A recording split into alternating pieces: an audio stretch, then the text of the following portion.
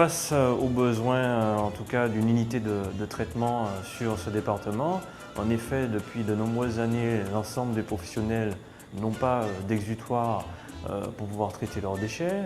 Ils les mettaient soit, je dirais, à la poubelle ou les stockaient. C'est en tout cas les éléments que nous avions.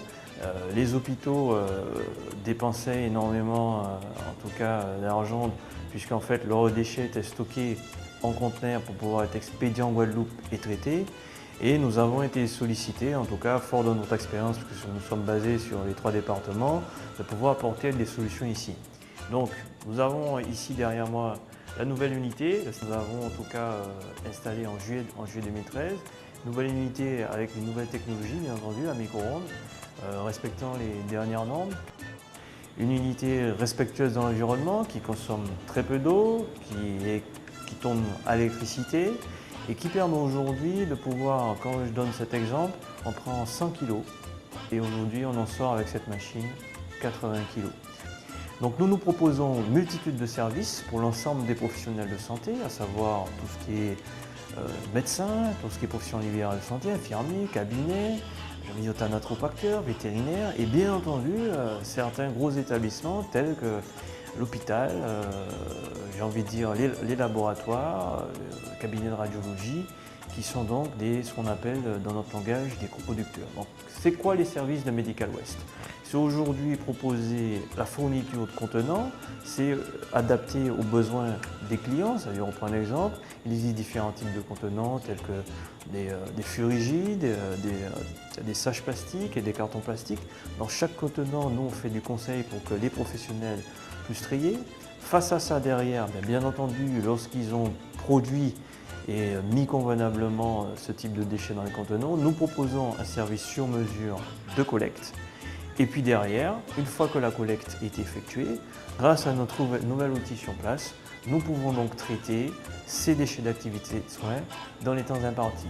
Donc pour ce faire, nous avons bien entendu un arrêté préfectoral qui nous permet une autorisation. La première étape est l'étape importante de peser, donc une étape importante pour nos clients, pour la traçabilité de la prise en charge des déchets.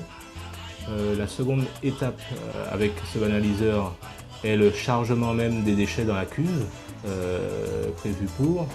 La troisième étape est l'étape de lancement du cycle en fait, de broyage et de stérilisation. Donc dès le lancement du cycle, le banaliseur se met à broyer en fait, les déchets au moyen de lames rotatives.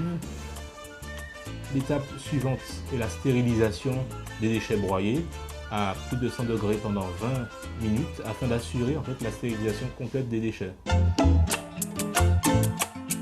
La décontamination réside essentiellement dans la stérilisation, donc dans une montée en température à 100 degrés et dans le fait de laisser les déchets en fait, à 100 degrés pendant plus de 20 minutes.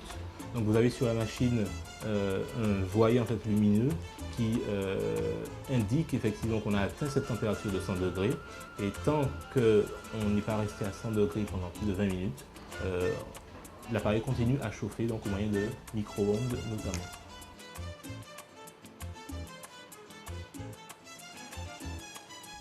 Au bout du cycle en fait, qui dure en moyenne 40 minutes, les déchets broyés et stérilisés sont prêts à être déchargés avec une réduction en poids d'au moins 20% et prêts également à être évacués vers la décharge avec laquelle nous sommes conventionnés. Aujourd'hui, Medical Waste propose un service adapté, sur mesure, on va dire à l'écoute de ses clients, capable de travailler dans différentes horaires et surtout permettant de traiter enfin sur le département, j'ai envie de dire, l'ensemble des déchets d'activités de soins à risque infectieux.